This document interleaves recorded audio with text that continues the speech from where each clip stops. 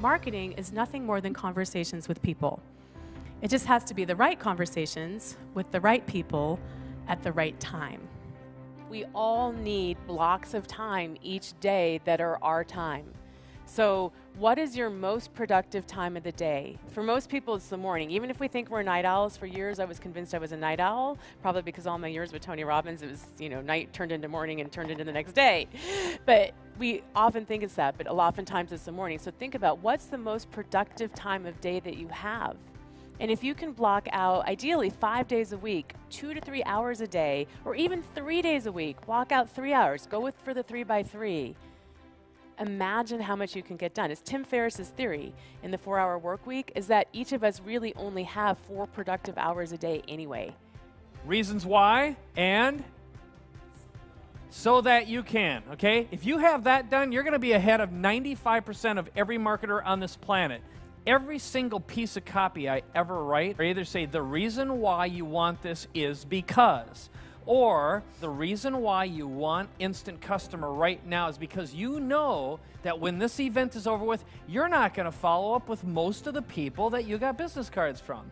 That's why you want to scan the card or have them pull out their own mobile phone and text in right away. Another one is, this is what virtually every amateur starts out with. They make this huge mistake, which is they go feature, feature, feature, and they don't answer the so that you can. Okay, you have to tell people why they need it. So one of the things that we had in our last segment, with the Instant Speak and Spell system, or Speak and Sell system, you get a 3-step fill-in-the-blank speaking system so you can speak with passion and present with poise. But if I would dissect every single bullet that I showed you in our last presentation, you would notice that I either answered a reason why or a so that you can afterwards. So what you want to do is have the viewer, the listener, project themselves into actually owning and experiencing what it's like to have that program or that product or whatever it is. You've got to have a very, very simple core structure. So here's an example. Has this ever happened to you? Have you ever walked into a movie 20 minutes late and you have a sense that something really big is going on? Like you don't really quite understand what it is. So you try to get into it and you kind of enjoy the movie, but you end up walking out of there feeling like you missed out on something because it didn't totally ever connect for you. Did you ever have that experience, anybody? And sometimes you even feel a little bit stupid because you couldn't figure it out. That's what happens with a lot of people's products because they don't have the distinctions about how to put them together in a way that's structured that people can really understand it. Or they try to take 20 or 30 minutes worth of information and spread it out over all this unnecessary bulk, and it confuses people. So the best example, the people we can learn from the most here, are children's television shows. They have spent millions of dollars of research on children's television and countless hours of testing to find out what makes children learn, what keeps them engaged, and what helps them retain what they learn. So we have to do the same thing for adults. Is how can we make our content compelling and actionable and easy for people to use, hopefully without the kind of creepy little furry red thing with the high-pitched voice. So don't recommend that. So it's about structure at the end of the day. And this is the thing that causes you to have refunds that are higher than they should be, that causes your customers to not follow through and have the results that they deserve to have, and most important, for you to not feel the win of putting your product out there and having it have the impact that you're looking for. It comes down to how you're structuring and putting together your product. I'm passionate about this because it's so simple. It's just a couple of distinctions, but most of us have just never been taught how to do it. The very first chunk of this is about something I've been working on for a little while. I call it the big lever, and it's how to discover your manifestation machine. So it begins with something really cool. It is a line from Archimedes. Give me a lever long enough and a fulcrum on which to place it, I shall move the word. Let's begin with a quick definition of what a big lever is from my point of view. The first idea is if you look at a lever, you have the beam, and that's the thing that gets under what it is you want to move, and then you have the fulcrum, which enables it to occur. And so that's the beam, and let's just say that is what you want to move, or the what, and the how is the fulcrum. All right? So a few questions to ask yourself right now about how to discover your big lever. First of all, determine what is your big vision and ask yourself, what is my divine discontentment? What is it that I'm afraid of, that drives me crazy, that I wake up, that gives me pain every day? Because that is your strength. When you embrace it and you fall in love with it, it will dissipate. It doesn't mean it's not there. It doesn't mean it's not dangerous. It just means it's present and you're aware of it. And by objectively accepting it, it gives you an enormous amount of power. Okay? Next, ask yourself, what or who must I get under to accomplish this vision? That's your beam. And then how do you move the beam? In other words, who owns the relationships right now? Who controls that object that if I do something for them, I will get in return, because givers get. Okay? This is a universal model. And whose big lever can I model? You don't have to figure this out yourself. Look around you. People who are successful already have figured this out. I think the key thing here as I wrap up are identifying the most powerful influencers in a niche, figuring out how you can help them achieve a goal, make them a hero, turn them into transformational stories, and tell those stories online. And when I get into the celebrity or servant marketing, it doesn't mean you have to work with a movie star. It does mean that when you focus on the players, the influencers in a niche, they can open up doors for you didn't even know existed with one phone call and give you all the clients you'll ever need. And I think it's guaranteed to resonate. A few weeks ago, I went back to my dad's house in Western New York State to help him pack up. And it was my house for 45 years too. I was born in that house. I grew up in that house. I graduated in that house. When I got married, we celebrated in that house. I celebrated holidays in that house. When I had my kids went to that house. And I watched my mom die in that house in the family room 4 years ago from cancer. And so it's more than a house to me, it's a home. And it's where I had always drawn my strength and confidence for 45 years, from the very roots that my mom and dad laid down for me in the foundation of that home. So packing up that house for me meant saying goodbye to my mom all over again. It meant having to come to terms with all of my past and all of the lessons that had occurred there. So it was a profound experience, packing everything up in that house and really thinking about what it had meant to me. And from my dad's perspective, packing up 45 years of his life and seeing that in a short period of time. It was physically intense. It was about 200 trips up and down the stairs every day, but it was also just emotional to go through that transition. So what I want to share with you are the lessons I gleaned from that experience. And I call them the 5 C's because I can't not chunk content, right? I have to organize content, so I put it into 5 C's. But the lessons are important because we're sharing so many business and marketing and product creation strategies and branding and storytelling strategies. But unless those strategies are really against a backdrop of what's important to you and the context of what's important to you, then those strategies don't have the meaning that we want it to have for you, because your life comes first and the business is an extension of your life. This last June, I was diagnosed with cancer, stage 3A, and I literally didn't know if I had 3 months or 9 months or 3 years to live. And it changes your perspective very, very quickly. So, as you may have heard, I went through major surgery that was in July, chemotherapy, and radiation. And during that time, I had at most 10 to 15% of my normal energy. And there were times when I would go into the office just to check up on things and meet with my team, and I'd walk around with one eye open because that's how much energy I had. Otherwise, most of the time I spent in the fetal position. And what happened, not by my choice, but I would ask you this simple question right now is, what would happen right now if you couldn't participate in your business for 3 or 6 or 9 months? What would happen to your income, your life, and your business? Or better yet, what would happen if you had 1 hour per day to conduct your business and your personal affairs, what would happen right now? And that was exactly what I got to experience. And it caused me to rethink every aspect of my life. And what I decided to do is treat the 9 months as a vacation, because that's what I called it, my 9-month vacation.